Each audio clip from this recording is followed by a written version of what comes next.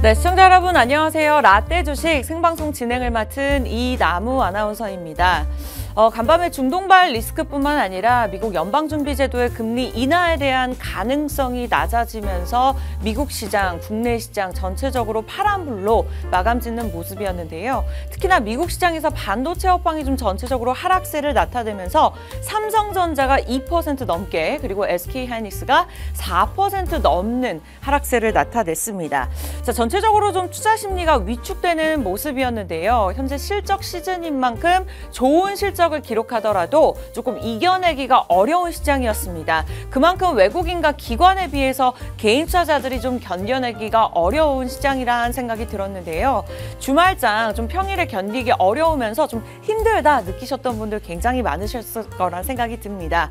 자, 그렇기 위해서 저희 라떼 주식이 존재하는 거죠. 주말 여러분들 비도 추적추적 오는데 그냥 시간 헛되게 보내지 마시고요. 저희와 함께 전략들 세워보면서 라떼와 같은 부드러운 종목 준비가 되어 있으니까요. 여유롭게 라떼 한잔 하시면서 토요일 오후 저희와 함께 보내셨으면 좋겠습니다. 자, 라떼 주식 어떻게 진행이 될까요? 저희가 좀 간단하게 설명을 드릴게요. 일주일에 딱 한 번 토요일만 진행하는 생방송인 만큼 무려 2시간이나 진행이 되는데요. 12시부터 2시까지 최고의 멘토님 두 분을 모셔놓고 진행할 예정입니다. 자, 내용은 어떤 것들이 진행이 될까요? 한 주간의 강세 업종뿐만 아니라 개인적으로 가지고 계신 종목 진단들 저희가 포인트 찝어드리고 있는데요. 두 분을 모셔놓고 세 종목 무료로 드리면서 전체적인 시황들도 함께 짚어보도록 하겠습니다. 자, 여기서 끝난다면 아쉽겠죠? 자, 2주 전 그리고 지난주에 제시해드렸던 멘토님들의 종목의 수익률이 굉장히 좋았습니다. 지수가 흔들린다 하더라도 냉탕과 온탕을 오간다 하더라도 기본적으로 적으면 30%, 많으면 60%의 수익률을 기록을 했는데요. 오늘도 그와 같은 공략주가 준비가 되어 있습니다. 무료로 공개하는 만큼 끝까지 전략들 잘 들어보시면 좋을 것 같아요.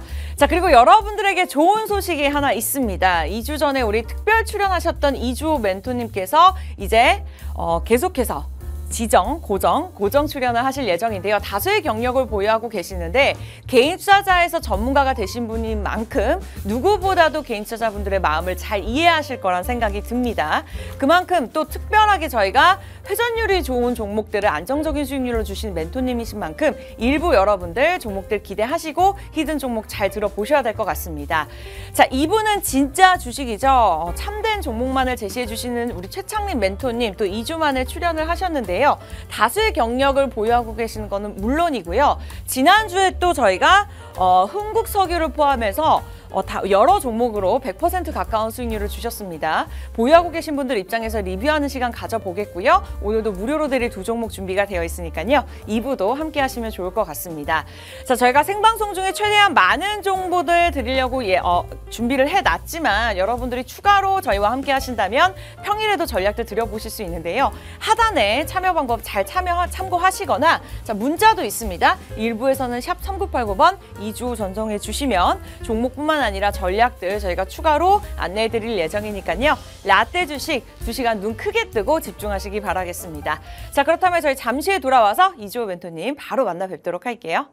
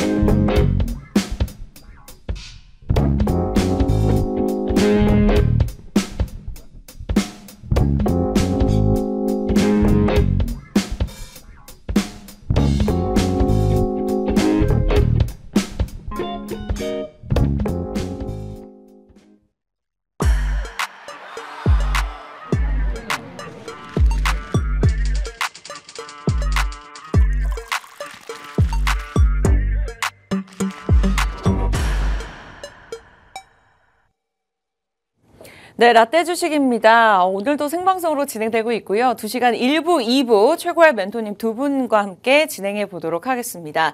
자, 중동발 리스크가 있기 전부터 국내 시장은 계속해서 흔들리는 모습이었습니다. 시장이 전체적으로 좋지 않았습니다만 그래도 이번 주 전체적으로 봤을 때 화장품 관련주나 방산주들은 좀 움직이는 모습을 나타내는데요. 실제로 이와 관련해서 우리 멘토님들의 수익률은 굉장히 좋았습니다. 특히나 노란톡에서 저희가 많은 수익률들을 안겨드렸는데 시장이 좋지 않더라도 가는 종목들은 가는구나라는 것을 우리 멘토님들을 통해서 제가 직접적으로 느꼈습니다.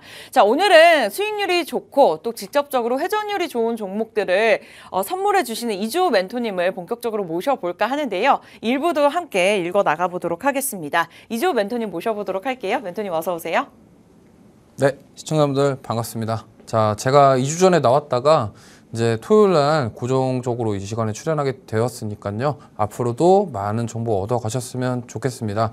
자, 시간이 지금 뭐 이렇게 내용은 준비한 게 많은데 시간이 부족한 관계로 바로바로 진행해 보겠습니다. 일단 첫 번째로 이번 주에 이제 연준 의원이 금리 인상 가능성 발언을 하면서 사실 시장에 충격이 있었습니다. 근데 그와 더불어서 어제 이스라엘이 미사일을 쐈다라고 해서 코스닥이 장중에 3% 하락을 했는데 아니야 이란이 아니야 이거 아닌데 이래가지고 다시 좀 반등이 나오면서 마감을 했습니다만 지금 리스크는 계속되고 있습니다. 무슨 말이냐면 이게 우크라이나 러시아 전쟁 때도 마찬가지였어요. 처음에 전쟁이 발생했을 때 굉장히 시장에 충격을 줬다가 그러고 나서 반등이 나오면서 지금은 뭐 러시아에서 우크라이나에서 미사일 쐈다고 하더라도 뭐 시장이 흔들리고 그러진 않죠. 근데 이제 이스라엘이랑 이란 같은 경우는 이제 또 새롭게 등장한 변수입니다. 그러다 보니까 지금 이 지정학적 리스크, 뭐 미사일을 쐈다 이런 말들로 인해서 지금 변동성이 굉장히 크다 이렇게 보시면 되겠고요. 코스피, 코스닥 전반적으로 다 지난주 특히나 어제 금요일 날 변동성이 굉장히 컸기 때문에 사실 이탈을 했습니다만 사실 뭐 낙폭을 줄여주면서 마무리는 했는데 사실 우리 시청자분들 입장에서는 야 이거 이제 2600선 다시 이탈해서 저 밑으로 다시 가는 거 아니냐 이러한 우려감이 드실 겁니다. 왜냐하면 어제 엔비디아가 10% 빠졌어요. 엔비디아가 10% 빠졌고 지금 어제 AI 반도체 관련 종목군들 미국에 상장되어 있는 종목군들이 다 급락이 나왔습니다. 그리고 특히나 이제 슈퍼마이크로 컴퓨터 같은 경우는 예상 실적을 원래 발표하는 날짜였는데 30일로 미루면서 이제 시장 참여자들이 이거 실적이 안 좋으니까 전망이 안 좋을 것 같으니까 밀었다 이렇게 판단되면서 엔비디아가 10% 빠지고 슈마컴은 23% 빠졌거든요. 그 다음에 ARM부터 시작해서 반도체, AI 반도체로 엮여있던 섹터 대부분이 다 급락이 나왔습니다. 자, 그래서 그러면 이제 어제 미국 증시를 보셨던 분들은 이제 그러면 하락 추세로 전환하는 거 아니냐 이거에 대한 고민이 많으실 건데 이거에 대해서 좀 얘기를 오늘 해보도록 할게요. 자, 보시면 코스피 차트입니다. 지금 이거 제가 장중에 캡처를 한 건데 어쨌든 종가는 살짝 위로 올라왔습니다만 코스피가 일봉상 지금 121평선 지지를 받긴 했습니다. 받기는 했는데 이게 지금 여기서부터 보시면 4월 들어와서 지금 이렇게 낙폭이 크죠. 지금 보시면 여기가 1월 달입니다. 1월 달 저점이 코스피 2420이었는데 여기서 지금 2달 동안 올렸던 거를 한 달 만에 다 뺐습니다. 그리고 삼성전자 같은 경우도 지금 86,000원 이상 그리고 뭐 9만 원 간다고 말을 하다가 갑자기 지금 코스피 밀리면서 이렇게 됐고요. 여기에 이제 밀린 이유 중에 가장 큰 게 연준 위원들이 자꾸 금리를 올려야 돼 이런 얘기를 하는 게 가장 큰 문제라고 보시면 됩니다. 왜냐하면 지금 시장은 올해 들어와서 올라왔던 이유 중에 하나가 금리 인하. 그러니까 파월 의장이 야, 올해 3회 정도 금리 인하를 할 것이야. 이런 발언 때문에 시장이 올랐는데 여기서 갑자기 그런 기대감들이 후퇴가 되면서 빠지는 거고요. 여기에 이제 중동 리스크 그리고 지금 반도체까지 더해지고 있습니다. 반도체 이제 끝이 아니냐. 고점에서 이제 무너져 내리는 거 아니냐 이러한 우려가 많으실 건데 사실 저는 이렇게 생각합니다. 반도체는 지금 변동성이 굉장히 크기 때문에 이제는 조금 놓아줄 때가 되지 않았나 이렇게 생각을 하고 있고요. 오늘 그래서 저는 반도체 말고 다른 종목군들을 오늘 소개해드리는 시간 가질 거니까 끝까지 잘 지켜봐 주시고 어쨌든 이제 다음 주에 봐야 될 거는 이겁니다. 120일 이평선을 지키냐 아니면 여기서 무너지냐. 사실 이날 목요일날 이 반등이 데드캣 바운스였을 가능성도 저는 크다라고 보고 있거든요. 그렇기 때문에 여기서 지금 여기까지 저점까지도 아래로 열려있다라고 생각을 하시면 되고요. 올라오면은 제가 봤을 때는 이제는 2700선 돌파하는 부분도 쉽지 않을 것이다. 왜? 금리 인하에 대한 기대감이 사라졌기 때문에. 그리고 전쟁 리스크라 여러 가지 이슈로 지금 원달러 환율이 계속 올라가고 있고요. 특히나 또 원자재 가격 올라가고 있죠. 뭐 구리부터 시작해서 뭐 여러 가지 것들. 그러다 보니까 인플레이션 우려가 다시금 이제 떠오르게 되면서 사람들은 과거의 고통을 다시 한번 생각하게 되겠죠. 그러면 이제 이때부터 샀던 사람들이 팔기 시작하는 겁니다. 그러면 여기서 만약에 메이저 수급들이 던진다, 판다 이렇게 되면은 지수가 이렇게 하락하게 될 수도 있다라는 점을 항상 염두에 두시고 좀 다음 주는 저는 보수적으로 접근했으면 좋겠다 이렇게 말씀을 드리겠고요. 코스닥도 마찬가지입니다. 코스닥은 더 많이 빠졌죠. 예, 코스피보다 많이 빠졌는데 사실 이날 진짜로 양봉 나올 때 사람들이 많이 여기서 담으셨을 거라 생각해요. 근데 금요일 날 이렇게 되니까 좌절감을 느끼는 사실 한 주 아니었을까 이렇게 생각을 하고 있고요. 그러면 다음 주는 또 어떻게 대응해야 될지 오늘 그래서 제가 준비를 한 뭐 2가지 섹터들이 있는데요.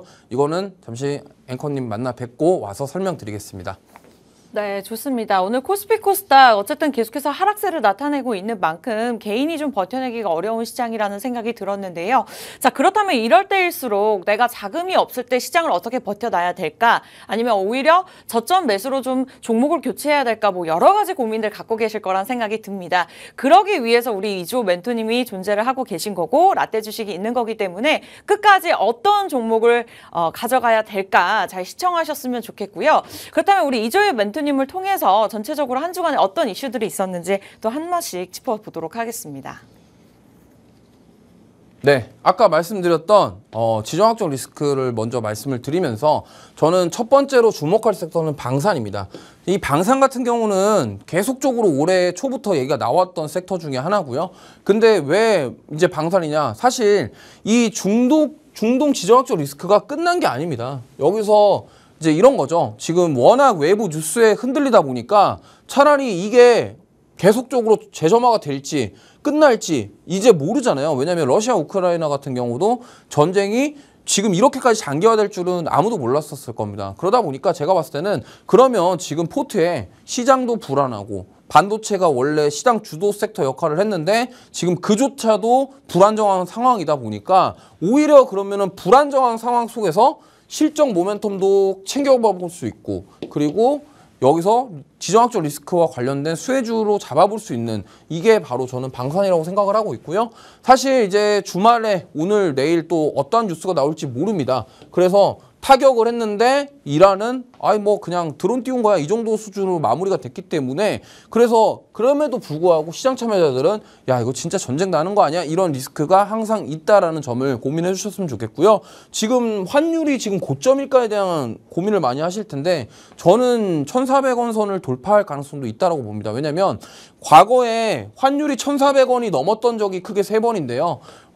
이제 리먼 브라더스 사태 때, IMF 사태 때, 그리고 이제 22년도에 연준에서 금리 올렸을 때 3번입니다. 1,400원 돌파했었을 때가 딱 3번인데 보시면 과거랑 좀 다른 게 IMF랑 사실 리먼 브라더스는 IMF는 우리나라의 국가 부도 사태였고 그다음에 리먼 브라더스는 전 세계 대공황이었고 그럼 전반적으로 글로벌적으로 문제가 있거나 아니면 우리나라에서 돈을 갚을 능력이 없어서 문제가 됐던 건데 이때 22년도는 사실 특수 케이스였죠. 연준에서 인플레 때문에 금리를 너무 빨리 올려버리니까 환율이 올라가게 된 겁니다. 근데 지금은 어떻습니까? 지금 환율이 올라가는 이유는 이때랑 또 다른 상황입니다. 무슨 말이냐면 외부 변수들이 환율을 올리는데 안전자산 선호를 하는데 부추긴다라는 거예요. 무슨 말이냐면 자 주식시장 보시면은 많이 올라왔죠. 정말 많이 올라왔고 지금 주식뿐만이 아닙니다. 코인도 많이 올라왔죠. 그러면 위험 자산들이 계속적으로 주가가 오르다 보니까 고점에 대한 우려, 부담감들이 생긴다라는 거죠. 그러면은 지금 여기서 고점에 대한 부담감이 있는데 외부에서 중동 리스크 있고 뭐 자꾸 원자재 가격 오르고 이런다 보니까 이제 안전자산으로 가는 겁니다. 그래서 환율이 만약에 1,400원을 다시 돌파할 가능성도 있다라고 저는 보고 있는 거고요. 물론 지금 금값도 고공행진하고 있습니다만 어쨌든 그래서 저는 이렇게 외부 변수가 많을 때 오히려 실적 모멘텀도 있고 좀 이렇게 외부 변수에도 흔들리지 않을 수 있는 섹터 한 종목은 가져가자 이 말씀이고요. 그래서 방산주 지금이라도 잡아하는 것일까? 저는 네 맞습니다라고 말씀드릴게요. 왜냐하면 지금 지정학적 리스크뿐만이 아니라 폴란드 수출 계약이 지금 2차에 대한 기대감이 있습니다. 그리고 지금 뭐 이란이랑 이스라엘만 뿐만이 문제가 아니고요. 외국 나라들이 지금 군수와 관련돼서 이러한 국방비를 증가시키고 있고요. 그다음에 이런 군수 자원을 계속적으로 사들이는 이런 부분들이 있습니다. 그렇기 때문에 우리가 좀 이건 봐야 된다. 그리고 지금 폴란드 차관단이 이 포탄이랑 탄약 제조사 두 곳도 방문한다고 그러고 있고요. 지금 여기서 지금 2차 수출 이게 만약에 통과된다고 한다면요. 수은법도 개정된 상황에서 방산주들 추가 수혜를 받을 수 있다. 저는 이렇게 생각을 하고 있습니다. 자, 그래서 특징주들을 몇 개 살펴볼게요. 하나에어로스페이스 차트입니다. 지금 보시면은 시장이 빠졌지만 물론 중간중간에 조정을 주고 있지만은 정확하게 우상향해주고 있는 모습입니다. 계속 고점을 높여가면서 꾸준하게 가고 있죠. 정말 하나에어로스페이스는 어떻게 보면 진짜 방산의 대장격이라고 불리는 그러한 종목인데 정말 많이 올라왔음에도 불구하고 주가 조정이 거의 없이 정말 이렇게 우상향해주는 모습 보이고 있습니다. 근데 이 종목은 아시다시피 너무 많이 올랐죠. 너무 많이 올랐기 때문에 여기서 추격 매수하기가 부담스럽다 이렇게 생각하시면 됩니다. 물론 뭐 내가 자금이 여유가 있고 예수금이 여유가 있으면은 좀 분할 매수로 들어가셔도 전고 좀 다시 한번 돌파하나 이거를 기대해 볼 수 있겠지만 여기서 따라가기에는 좀 부담이 된다 이 말씀을 드리고 싶고요. 현대로템 같은 경우도 마찬가지입니다. 사실 저는 현대로템은 아직 고점이 아니다라고 생각을 하고 있지만 그래도 단기간에 많이 올라왔습니다. 정말 단기간에 많이 올라왔고요. 그리고 이 현대로템 같은 경우는 이제 폴란드 그다음에 그 자주포 관련해서 이슈도 있고요. 그다음에 여기는 철도 사업도 같이 합니다. 그래서 철도와 폴란드 관련해서 더블 수혜가 있기 때문에 여기는 저는 더 보셔도 좋은 자리다 하지만 역시나 시장이 지금 불안하고 단기적으로 많이 올랐다라는 점 그리고 여기서 단기 조정을 받을 수 있다라는 점 이러한 점들을 감안을 했을 때 일단 관심 종목에 넣어두시고 뭐 포트에 하나 정도 가져가시는 건 좋겠지만 신규 접근이 저는 좀 부담스럽다 이렇게 좀 말씀을 드리고 싶어요. 왜냐하면 지금 여기서 진짜로 이렇게 전고점 돌파하면서 여기서부터 시작을 해가지고 진짜 이쁘게 반등이 나왔거든요. 근데 사실 지금 일봉상 차트 봤을 때 그렇지만 좀 월봉이나 주봉 보면요. 여기가 이제 과거의 고점 부근이에요. 그래서 여기서 지금 제가 봤을 때는 옆으로 횡보를 하다가 추가적으로 상승 나올 가능성도 있겠지만 워낙 지금 시장 분위기가 안 좋다 보니까 이렇게 한번 눌릴 가능성도 있기 때문에 이 점은 염두에 두시고 관심 종목에 넣으시면서 한번 지켜보시면 좋을 것 같고요. 자, 그 다음에 LIG 넥스원입니다. LIG 넥스원도 마찬가지죠. 이 친구도 많이 올라왔습니다. 지금 여기서부터 시작을 해가지고요. 한번 눌렀다가 여기서 이렇게 3월 달에 정말 많이 올랐습니다. 그리고 지금 사실 하나에어로스페이스랑 현대로템이랑 좀 다른 모습을 보인다고 한다면 LIG 넥스원은 지금 저점을 낮추고 있어요. 그러니까 저점을 낮춘다. 고점을 낮춘다. 이런 흐름이기 때문에 사실 여기서 만약에 이런 리바운드 되는 뭔가가 나오지 않는다고 한다면 이렇게 채널을 그리면서 하락할 가능성도 없지 않다라는 점. 그러면 우리가 매수해야 될 시점은 제가 봤을 때는 한 번 더 눌러줬을 때 이때 고점. 그럼 이때의 고점을 지켜주느냐 안 지켜주느냐 확인하고 들어가도 괜찮다라는 겁니다. 근데 저는 이렇게 생각합니다. 뭐 LIG 넥스원도 좋고요. 현대로템도 좋고요. 하나에어로스페이스도 좋습니다. 하지만 어쨌든 종목들이 좋은 종목들은 많이 있고 방산주들은 우리가 계속 봐야 되는 건 맞는데 결국에는 타점이죠. 어디서 들어가야 되느냐. 이 부분이 고민을 많이 하셔야 된다. 근데 제가 오늘 준비한 방산은요. 차트 형태는 비슷합니다. 근데 제가 아까 소개해드린 내용에 힌트가 하나 있어요. 그 힌트를 부각시키면서 이야기를 해볼 거고요. 잠시 앵커님 만나 뵙고 와서 히든 종목까지 한번 말씀드려보도록 하겠습니다.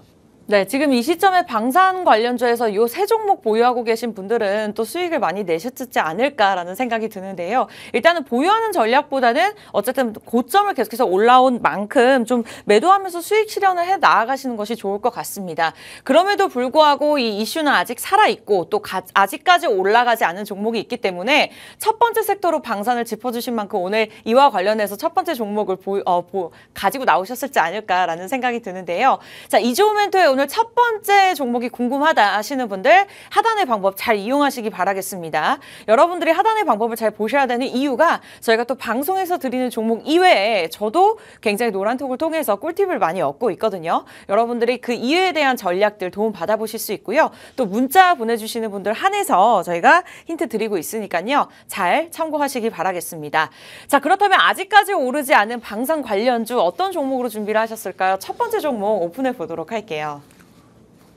네, 차트부터 먼저 보면은 와 이거 뭐야 많이 오른 거 아니에요? 이렇게 생각하실 수 있습니다. 지금 보시면은 정말 많이 올랐어요. 이 종목도 많이 올랐는데 이 종목 제가 이 얘기하면 딱 아실 겁니다. 이 종목은 방산주인데요. 구리 모멘텀도 있습니다. 그래서 구리와 더불어서 같이 오른 거고요. 저는 사실 이 구리에 대한 부분이 주가에 반영이 된 거고 저는 이 종목은 방산에 대한 부분이 아직 반영이 안 됐다. 좀 이렇게 보고 있습니다. 그래서 이거는 제가 봤을 때는 구리에 대한 지금 전선주랑 뭐 이런 구리 관련주들 계속적으로 상승이 나왔잖아요. 그 부분에 있어서 주가가 지금 반영이 된 거고 사실 방산 본연에 대한 부분은 아직 주가 반영이 안 됐다. 그래서 저는 추가 상승 모멘텀이 있다고 생각하고 있고요. 사실 뭐 그렇게 말씀드리자면 아까 뭐 하나에어로스페이스나 뭐나 다 똑같은 뭐 그들 아니냐 뭐 이렇게 생각하실 수 있는데 저는 이거에 대해서 집중하고 싶어요. 이제 요거는 같고 얘가 더 갈 것이다. 이렇게 좀 보시면 될 것 같고요. 좀 내용을 말씀드리면 아까도 말씀드렸지만 이 종목은 방산과 구리 더블로 가지고 있는 그런 종목입니다. 그래서 구리 가격이 앞으로 2분기에도 강세가 계속될 것으로 예상이 된다고 합니다. 사실 지금 뭐 반도체주들이 조정이 나오고 있습니다만 결국에는 우리가 집중해야 될 거는 제가 2주 전에도 말씀을 드렸는데 이 데이터 센터입니다. 결국에는 지금 마이크로소프트부터 시작해서 아마존 그리고 뭐 미국의 대기업들이 지금 자꾸 데이터 센터에다가 집중을 하는 이유는 결국에는 그들이 앞으로 AI 산업부터 시작해서 미래 먹거리 산업으로 진출하게 되려면요. 이 데이터 센터를 많이 갖고 있어야 됩니다. 이거는 여담으로 말씀드리는데 자 보시면은 애플도 본인의 DB를 많이 가지고 있어요. 이 DB라 하면은 고객 정보를 말합니다. 데이터베이스죠. 왜냐면 아이폰 샀던 사람들의 그런 고객 데이터. 그 다음에 마이크로소프트 어떻습니까? 윈도우 팔아서 DB 많이 가지고 있죠. 그 다음에 아마존 어떻습니까? 아마존도 회원 정보 굉장히 많습니다. 그리고 메타 어때요? 페이스북, 인스타그램으로 DB 많아요. 근데 지금 빅테크 기업들 다 이렇게 DB가 많단 말이에요. 그렇기 때문에 그들이 추구하는 거를 그들의 관점으로 보면은 왜 이들이 데이터 센터에 집착을 할까? 그거는 테슬라를 보면은 판단할 수 있습니다. 일론 머스크가 트위터를 인수를 해갖고 X라고 회사명을 바꿨죠. 일론 머스크가 트위터를 인수한 이유가 있습니다. 왜? 지금 테슬라 같은 경우는 지금 뭐 전기차 쪽 시장이 안 좋습니다만 그때 한창 잘 나갈 때 그들이 원했던 거는 데이터베이스예요. 왜? 테슬라가 일단 시장이 지금 개화기에 뛰어들었기 때문에 이 다른 빅테크 기업들보다 데이터베이스가 부족합니다. 그러다 보니까 이 일론 머스크는 그 데이터베이스를 위해서 이 트위터를 인수했던 거고요. 우리가 잘 알고 있는 엔비디아도 마찬가지예요. 엔비디아도 고객 데이터 굉장히 많습니다. 왜? 우리가 흔히 알고 있는 그 그래픽 카드를 얼마나 많이 팔았습니까? 그렇기 때문에 미국 빅테크 기업들은 다 가지고 있는데 테슬라는 없어서 인수를 했는데 지금 테슬라는 업황에 대한 이슈 그리고 적자에 대한 부분 때문에 직원을 감수한다는 이슈로 계속 신저가를 경신하고 있는데 다시 본론으로 돌아와서 결국에는 이러한 데이터 센터 그러면 AI 산업이랑 4차 산업으로 가기 위해서 데이터 센터가 중요하기 때문에 구리는 공급 부족 현상이 계속 될 것이다 라고 보고 있는 거고요. 두 번째는 아까 말씀드린 이 탄약 수출입니다. 지금 이 풍산 같은 경우는 소구경 탄약과 대구경 탄약까지 군용 탄약을 생산을 하고 있어요. 근데 아까 제가 뉴스 보여드렸지만 폴란드 2차 계약 에서 지금 폴란드에서 탄약 쪽 업체를 방문하고 있다고 합니다. 근데 여기가 이 기업이 과거에 폴란드에 탄약 수출한 사례가 있습니다. 그렇기 때문에 이 탄약 수출에 대한 기대감을 가질 수 있다. 그럼 이렇게 봤을 때 지금 보면은 지정학 리스크가 계속되고 있고 실적 모멘텀도 뚜렷한 기업들, 그 다음에 여기도 구리까지 가지고 있는 이러한 종목. 하나의 모멘텀이 아니라 1+1이라고 보시면 되겠죠. 그러니까 방산주 하나 공략을 해서 구리에 대한 그런 모멘텀, 그 다음에 방산 모멘텀 이런 것까지 더해지면은 저는 추가적인 상승이 충분히 나올 수 있다. 물론 시장이 빠졌음에도 불구하고 상승 모멘텀이 뚜렷하기 때문에 이러한 것들을 우리가 한 종목 가져가 보시면은 한번 제가 봤을 때는 시장이 하락하더라도 추가 수익을 낼 수 있는 기회가 될 수 있다. 좀 이렇게 말씀을 드려보겠습니다. 네, 첫 번째 종목 공개가 되었습니다. 종목명이 굉장히 궁금하실 것 같은데 최근에 구리 가격이 상승하면서 이에 대한 긍정적인 모멘텀을 가지고 있는 종목이다. 그리고 방산주들이 전체적으로 올랐지만 아직까지는 좀 오르지 않은 종목들이 있는 상황 속에서 오늘 첫 번째 종목으로 이 종목을 짚어주셨습니다. 실적이 좋다 하더라도 참 시장이 어렵기 때문에 오르기 힘든 시장인데요. 그럼에도 불구하고 그것을 제치고 올라갈 수 있는 긍정적인 모멘텀들이 있기 때문에 오늘 첫 번째 이조 멘토님의 종목 기대하시면 좋을 것 같습니다. 자, 현재만 보는 것이 아닌 정말 미래를 보는 종목들만 제시해 주시고 종목별 차별화 장세가 몇 년째 이어지고 있는 만큼 이런 회전율 속에서 빠르게 단기간적으로 좀 오를 수 있는 안정적으로 그러면서 안정적으로 수익을 낼 수 있는 종목을 제시해 주시는 멘토님이신 만큼 자, 많은 분들이 지금 하단의 방법을 통해서 찾아뵙고 계시는데요.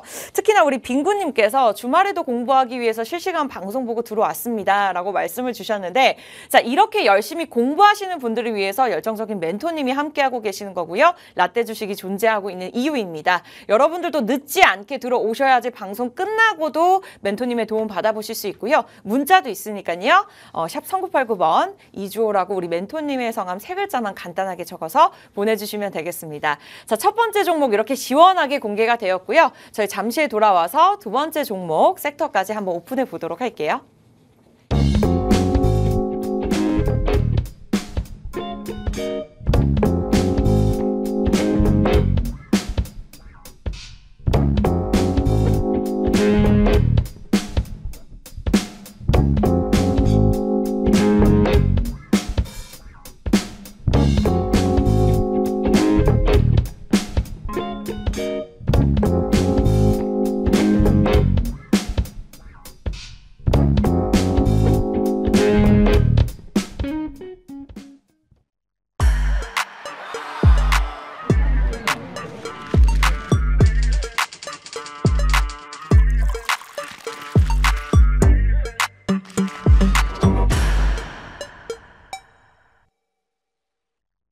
네, 비 내리는 토요일 오후 여러분들 어떻게 시간 보내고 계실까요? 다음 주장에 대한 걱정이 날씨와만큼 좀 많으실 거란 생각이 듭니다. 자, 라떼 주식 주말에도 여러분들 열심히 공부할 수 있게 우리 멘토님들께서 잡아주고 계시고요. 거기에서 끝나는 것이 아니라 다음 주장 월요일 시초가에 또 공략할 수 있는 종목들 준비가 되어 있고 또 방송을 잘 보신다 하신다면 추가적으로 다른 비밀스러운 또 종목들을 가져갈 수 있는 방법들이 있기 때문에 여러분들이 방송을 보시고 잘 따라오셨으면 좋겠고요. 방산 관련주 종목들이 잘 가고 있는 만큼 오늘 첫 번째 종목, 이 종목으로 이조 멘토님께서 제시해 주셨습니다. 자, 참여 방법 저희 계속해서 하단의 방법으로 안내해드리고 있으니까요. 눈 크게 뜨고 따라하시면 좋을 것 같고요. 많은 분들 또 입장 중에 계십니다. 자, 2부까지 저희가 두 번째 종목 공개하면서 또 많은 분들 받도록 할 테니까요. 잘 참고하시기 바라면서 두 번째 섹터, 어떤 섹터로 준비를 하셨을까 또 궁금합니다. 멘토님 바로 공개해 보도록 할게요. 네, 두 번째는 요즘에 시장에 핫한 전선입니다. 전선인데 제가 이 말씀을 좀 드릴게요. 금요일 날 전선주들 다 조정 나왔는데 52주 신고가를 경신한 종목이 있습니다. 바로 그 종목이 LS 일렉트릭인데요. 이 종목이 도대체 왜 이렇게 올라가냐 에 대해서 궁금하신 분들이 많으실 것 같은데 오늘 시간이 뭐 이렇게 부족해서 다 설명드릴 수는 없겠지만 최대한 간단하게 좀 아실 수 있게 설명을 드려볼게요. 자, 일단 여기가 헤드라인 칼럼 중에 하나인데요. AI 혁명의 또 다른 수혜, 전선주가 뜬다. 이거는 사실 뭐 4월달 한 달 내내 지금 계속 나온 얘기인데 지금 아까도 제가 첫 번째 섹터 데이터 센터 얘기를 했는데요. 이겁니다. 데이터 센터 전력 소비 급증으로 전력망 교체 수요 증가. 이게 핵심이라고 보시면 돼요. 자, 미국 빅테크 기업들은 지금 데이터 센터를 지을 거예요. 그들이 지어야 되는 상황은 명확합니다. 왜? 앞으로의 미래의 산업을 위해서. 그렇다면 지금 미국이 땅이 워낙 넓기 때문에 그러면 어디서 전력을 만들어 가지고 보내는 것 자체가 아직 뭐 이게 뭐 잘 인프라가 안 되어 있어요. 그러다 보니까 이거와 관련돼서 변압기 관련주들이 움직였던 겁니다. 왜냐하면 전력을 공급을 해주는데 그걸 받아서 변환해주는 역할이 변압기거든요. 그러니까 이러한 부분들이 지금 처음에 움직였고 그 다음에 지금 전선주가 가는 거예요.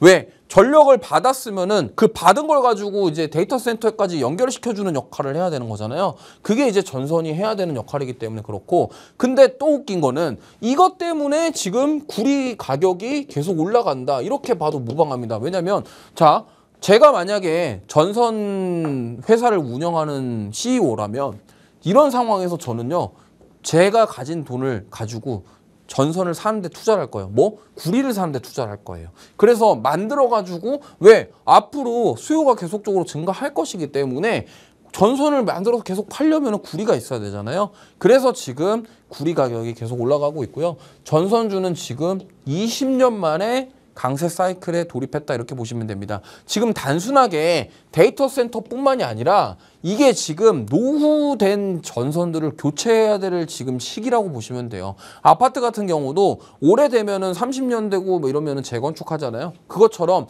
지금 이러한 사이클 자체가 왔다 이렇게 보시면 되겠고요. 근데 LS 일렉트릭이 지금 이렇게 더 가는 이유는 따로 있습니다. 그거는 이따가 말씀을 드리고, 일단 지금 고환율 시대고 뭐 고물가 시대고 쓰리고 시대라고 많이 하잖아요. 근데도 지금 수출주들은 산다 뭐 이렇게 얘기하고 있는데, 이때 지금 시장이 이렇게 빠지고 이렇게 함에도 불구하고 대표적인 시크릿컬 업종들, 최근에 지금 경기방어주들이 좋은 흐름 보이고 있죠. 뭐 삼양식품이라던가 라면주들이 좋은 움직임 보이고 있는데, 사실 저는 뭐 이렇습니다. 시크릿컬 업종들이 이때 만약에 이 고환율의 수혜를 볼 수 있는 그런 업종들은 지금 이렇게 시장이 빠져도 살아날 수 있다. 왜? 지금 여태껏 지수가 올렸던 주체 자체가 성장주였고요. 대부분 반도체였습니다. 근데 그때 못 움직였던 게 실적주들이고 시크릿컬 업종이라고 한다면, 만약에 이 고환율 시대에서 그 시크릿컬 업종들이 오히려 실적을 잘 내고 외화를 잘 벌어온다 그러면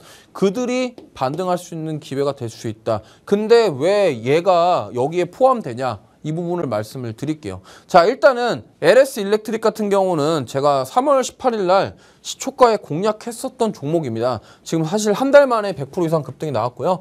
지금 금요일 날 17만 원 터치한 이후에 윗꼬리 달고 좀 마감을 했는데, 저는 이거 더 갈 수 있다 이렇게 봅니다. 물론 이제 뭐 좀 여러 가지 뭐 횡보를 하거나 눌리거나 이렇게 할 수 있겠지만 더 갈 수 있다라고 보는 이유는, 제가 이거 지난번에도 말씀드렸는데 LS 일렉트릭이 지금 배전반 사업이 핵심이에요. 그러니까 무슨 말이냐면, 자, 돌아가 보시면 원래 효성중공업이랑 HD 현대 일렉트릭 갈 때 많은 애널리스트들과 경제방송에서 이런 얘기 했습니다. 아, LS 일렉트릭은 미국에 공장이 없어요. 그러면 변압기주들 HD 현대 일렉트릭이 대장이고 효성중공업은 미국에 생산기지가 있기 때문에 이들이 1등이다. 여기는 변압기 부분에선 너무 약해서 갈 수가 없다. 이런 얘기들을 많이 했습니다. 근데 왜 지금 움직이냐? 바로 배전반이에요.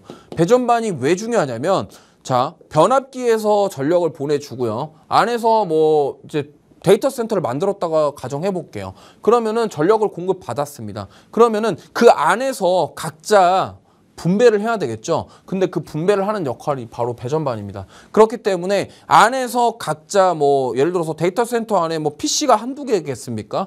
연결되는 그런 선들이 많을 거잖아요. 통신선도 연결을 해야 되고요. 전기선도 연결을 해야 되고요. 안에서 그러면 배전반 역할이 뭡니까?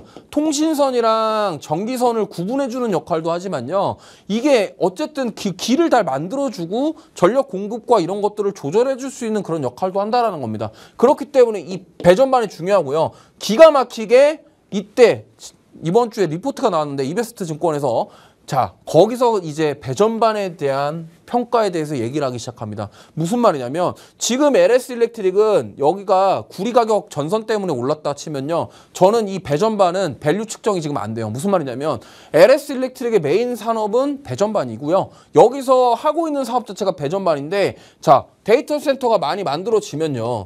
이게 배전반은 무조건 들어갈 수밖에 없거든요. 그러면 이 배전반에 대한 밸류 자체가 주가에 반영이 안 됐다라는 거예요. 왜? 여기서 이 배전반을 통해서 돈을 얼마나 벌어들일지 지금 측정이 안 된다라는 거죠. 그렇기 때문에 이거를 만약에 주가로 지금 미리 땡겨오는 상황이다?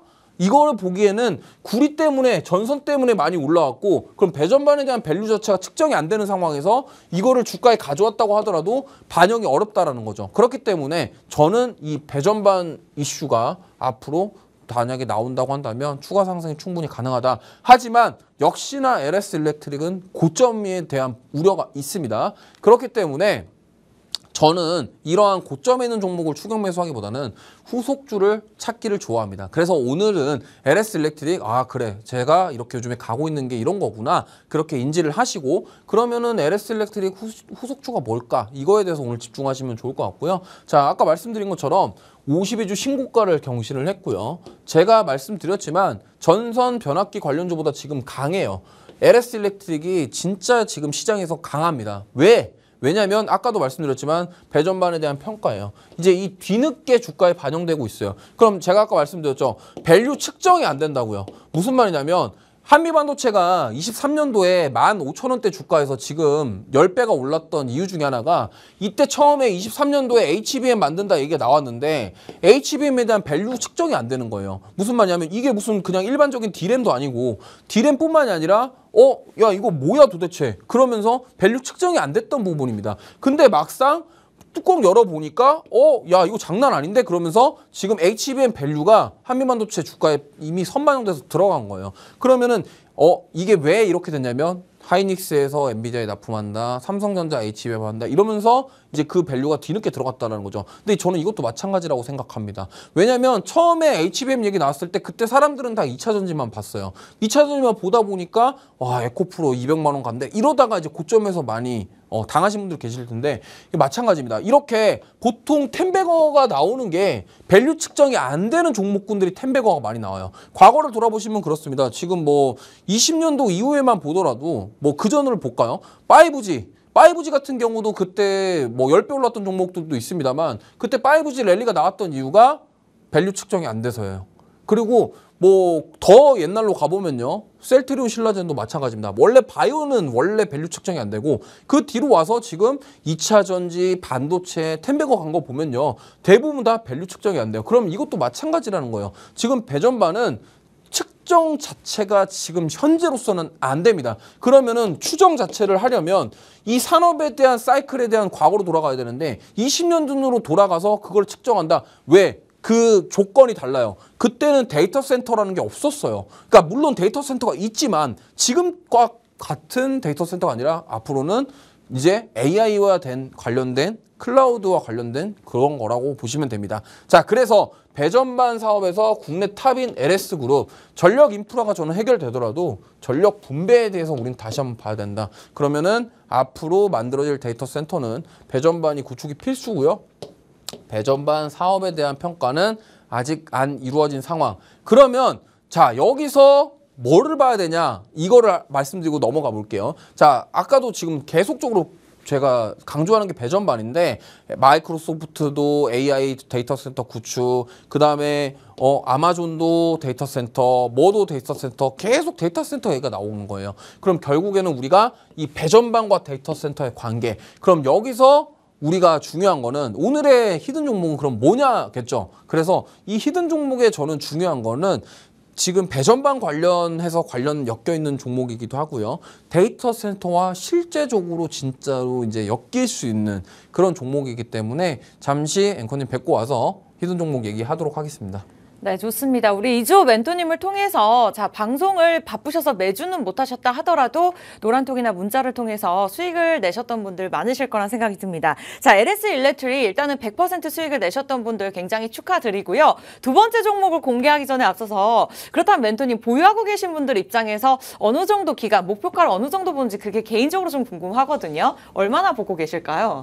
LS 일렉트릭은 네. 저는 일단 단기까지는 아니지만 네. 20만 원까지는 일단 가지 않을까 이렇게 생각을 하고 있어서 저는 개인적으로 20만 원 보고 있고 혹시 보유 중이신 분들은 20만 원까지 보셔도 되고 지금 뭐 나는 불안하다 하시면은 비중을 줄이시면서 보시면 돼요. 뭐 내가 5% 정도 가지고 있으면은 절반 팔고 그럼 그쵸. 또 절반 팔고 이런 식으로 조금 분할 매도 관점으로 해서 보유자분들은 비중 줄이면서 더 보셔도 되고 아니면 신규 접근은 조금 부담스러우니까 그쵸. 그래서 보유자의 이제 영역이라고 생각하시면 될 것 같습니다. 네, 이렇게 여러분들도 기분 좋게 보유자의 영역으로 들어갈 수 있는 또 새로운 오르지 않은 전선 관련주로 오늘 두 번째 종목 또 공개해 주신다고 합니다. 그 전에 앞서서 또 수익률을 100%나 냈는데 그냥 지나가기가 좀 아쉬워서 제가 보유하고 계신 분들 입장에서 전략들 잠시 하나 여쭤봤습니다. 자, 이제 방송 끝나기 전까지 10분도 남지 않았거든요. 그것이 바로 무료 입장과 연관이 있는데 여러분들 빨리 들어오셔서 두 번째 종목에 관련해서 다음 주장 실시간으로 우리 이주호 멘토님 과 함께 하시기 바라면서 그렇다면 바로 두 번째 종목을 공개해 보도록 하겠습니다. 자, 아직까지 오르지 않은 이 섹터별 장세 속에서 순환매 장세 속에서 어떤 종목을 가져오셨을까요? 바로 공개해 보도록 할게요. 네, 사실 뭐 여기에 지금 네이밍은 전선 히든 종목이라고 되어 있는데 사실 이거 오늘 히든 종목은 전선 관련주는 아닙니다. 쉽게 말씀드리면 콘덴서라고 해서요. 콘덴서 관련주라고 보시면 되고요. 뭐 영어로 캐패시터라고 합니다. 그래서 이 종목인데 지금 보면은 얘도 지금 단기간에 많이 올라왔습니다. 근데 사실 뭐 LS 일렉트릭이나 이런 거에 비하면요. 사실 뭐 거의 세 발의 피다. 뭐 이렇게 말씀을 드릴 수 있겠고요. 아니 왜 뜬금없이 갑자기 콘덴서가 나왔냐. 뭐 이렇게 궁금하실 수 있겠는데 이 콘덴서가 우리가 봐야 되는 게 지금 콘덴서가 되게 여러 개로 사용됩니다. 이게 어디도 2차 전지에도 쓰죠. 반도체에도 쓰죠. 그 다음에 전력에도 써요. 그러니까 전력용 콘덴서, 그 다음에 뭐 여기 이제 대표적으로 이 회사가 대표적으로 하는 게 메인 사업이 MLCC거든요. MLCC에 들어가는 콘덴서가 메인입니다. 그리고 전력용 콘덴서가 약간 서브 개념인데 콘덴서를 왜 봐야 되냐면 보통 이제 콘덴서를 하면은 그 전압 전류가 흐르는 거를 약간 조절해주는 역할을 하는 게 콘덴서예요. 캐패시터라고도 하고요. 근데 이게 왜 중요하냐면 만약에 뭐 이거는 좀 스마트폰으로 예를 들어 보겠습니다. 우리가 흔히 사용하는 전자제품에 보면요. 뭐 예를 들어서 좀 고사양 게임을 한다거나 스마트폰으로 그러면은 발열이 생깁니다. 그럼 발열이 생겼는데 이 콘덴서의 역할이 뭐냐면요. 그 발열이 생겼을 때 전압, 전류 흐르는 거를 조절을 시켜줘요. 무슨 말이냐면 이 콘덴서가 만약에 흐르는 거를 조절시켜주지 못하면 발열이 진정이 안 돼서 폭발이 발생하게 되겠죠. 그러면 어떻게 되겠습니까? 우리가 이제 뭐 자녀분들 두신 분도 계시겠지만 요즘에 아이들이 얼마나 스마트폰 게임 좋아합니까? 근데 그거 하다가 갑자기 이게 콘덴서가 문제가 생겼어요. 그럼 뭐 갑자기 발열 때문에 폭발이 일어날 수도 있다라는 거죠. 그렇기 때문에 얘가 그거를 조절해주는 역할이고 실제로 스마트폰 같은 경우는 약간 오래된 모델 같은 경우는 뭐 최신 게임을 한다거나 그럴 때 갑자기 핸드폰이 멈추는 현상을 많이 보셨을 거예요. 뭐 지금 보시면 시청자분들께서도 나 이거 스마트폰 게임하다가 갑자기 핸드폰이 왜 갑자기 꺼지지? 아니 먹통이 되지? 그게 바로 얘가 너무 뜨거우니까 차단시켜 버리는 거예요. 그러니까 얘가 하는 역할이 그겁니다. 그래서 그러면 다시 원론으로 돌아와서 그러면 도대체 콘덴서가 데이터 센터랑 이게 전력 배전반이랑 뭔 상관이냐? 상관이 있습니다. 그렇기 때문에 오늘 가지고 나왔고요. 차트상 보시면은 상승 나온 다음에 밑꼬리 달면서 옆으로 횡보해주는 모습. 추가 상승 여력 충분하고요. 이게 일봉상 차트가 이런데 줄여보면요. 얘가 최고점이 10만 원이에요. 그러니까 10만 원짜리 주식이 몇 년 동안 조정을 많이 받았다라는 거죠. 근데 보시면 알겠지만 거래량 자체는 많이 없는 종목입니다. 그러니까 시장에서 약간 소외되었다가 최근에 거래량이 나오면서 이렇게 좀 관심을 받아가고 있는 종목인데 LS 일렉트릭도 그랬습니다. LS 일렉트릭도 원래 거래량이 없다가 지금 최근 들어와서야 막 그냥 폭발적으로 지금 올라가고 있는 거기 때문에 저도 이게 후속주로 우리가 보기에는 굉장히 좋다라고 말씀을 드리고 싶고요. 그렇다면 멘토님 LS 일렉트릭으로 100% 수익률을 주셨잖아요. 네. 좀 차트 모양이 좀 비슷하다라는 개인적인 생각이 드는데 이 종목 같은 경우도 6, 7일 전에 굉장히 많은 오르는 모습을 이미 나타냈거든요. 네. 이렇게 최근에 올랐던 이유는 뭘까요? 이게 이제 그거죠. 얘가 이제 전선이 아니라 네. 그런 전력 배전반 쪽으로 부각을 받았고 특히나 이제 MLCC 관련해서 부각을 받았습니다. 왜냐하면 삼성전자에서 MLCC 관련해서 삼성 유리기판 얘기 나오면서 거기서 이제 부각을 받은 거예요. 왜냐하면 본업 자체는 MLCC에 들어가는 콘덴서기 때문에 그 MLCC와 유리기판 사업에 대해서 삼성전자나 삼성그룹에서 이걸 활성화시켜야 되겠다는 얘기를 했기 때문에 그 부분 때문에 지금 사실 올랐고요.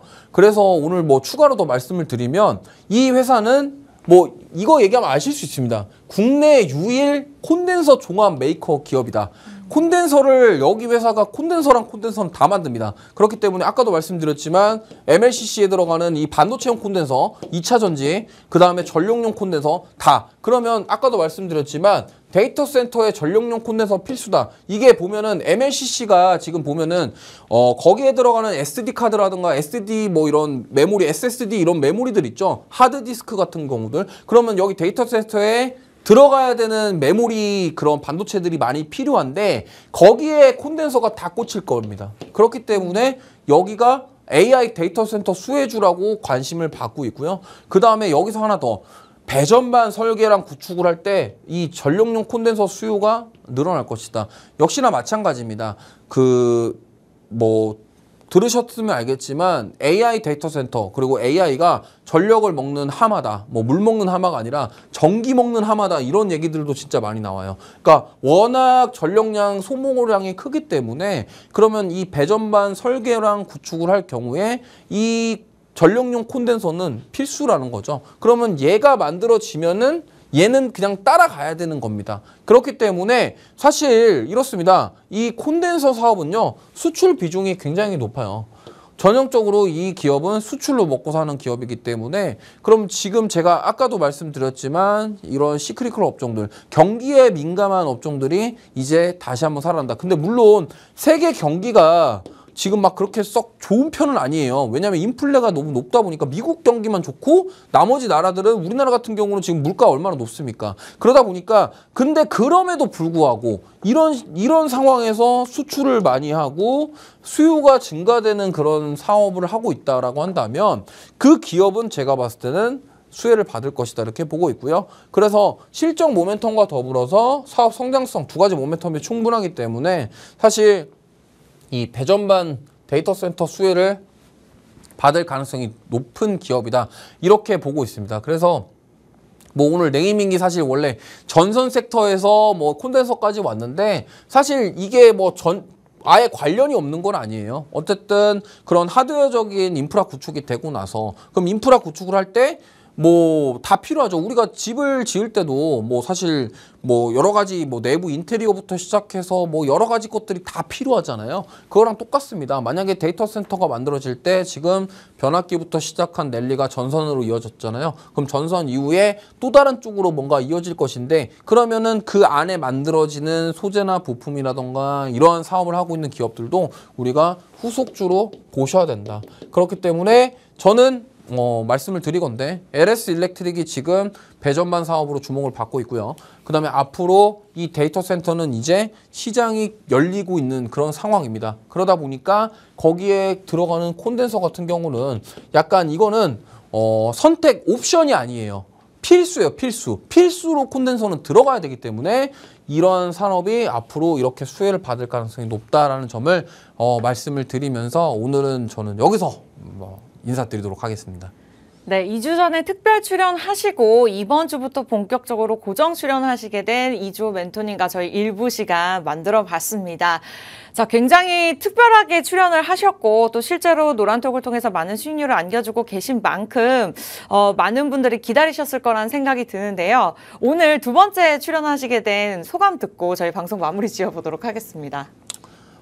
사실 뭐 2주 전에 나왔을 때는 좀 약간 어안이 벙벙했습니다. 왜냐면 이제 토요일 날 장도 안 열리고 사실 뭐 좀 약간 조용한 분위기 속에서 이렇게 뭐 하는 게 조금 약간 어색했는데 지금 오히려 이렇게 토요일 날 월요일부터 금요일까지 좀 바쁘게 생활하신 분들이 한 주 마무리하면서 다음 주를 준비한다는 관점으로 봤을 때는 좀 이 시간이 어떻게 보면은 좀 귀한 시간이 될 수 있겠다라고 생각을 했고, 앞으로 이제 한 주 정리를 하면서 시장에 관심 받았던 섹터들 이야기를 하고 좀 다음 주를 준비하실 수 있도록 앞으로도 더 노력하도록 하겠습니다.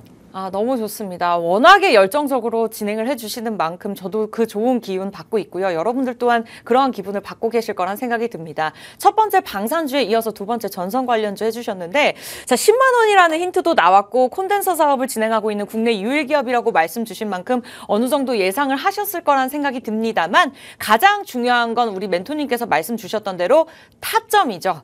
어느 시점에 들어가고 어느 시점에 매도해서 수익을 극대화할 수 있는지는 우리 멘토님만의 비밀 전략을 통해서 안내드리고 있으니까요. 하단의 방법을 통해서 무료 입장 가능한 시간 50초도 남지 않았습니다. 빠르게 들어오시기 바라면서, 아쉽게도 저희가 준비한 라떼 주식 일부 소식은 여기까지인데요. 참고로 시청자 여러분께 다양한 정보 제공해드리고 있지만 실제 종목에 대한 가치나 가격의 상승과 하락은 보장하지 않기 때문에 참고로만 이용해 주시기 바라면서 잠시 2부에서 뵙도록 할게요. 시청해주신 여러분 고맙습니다.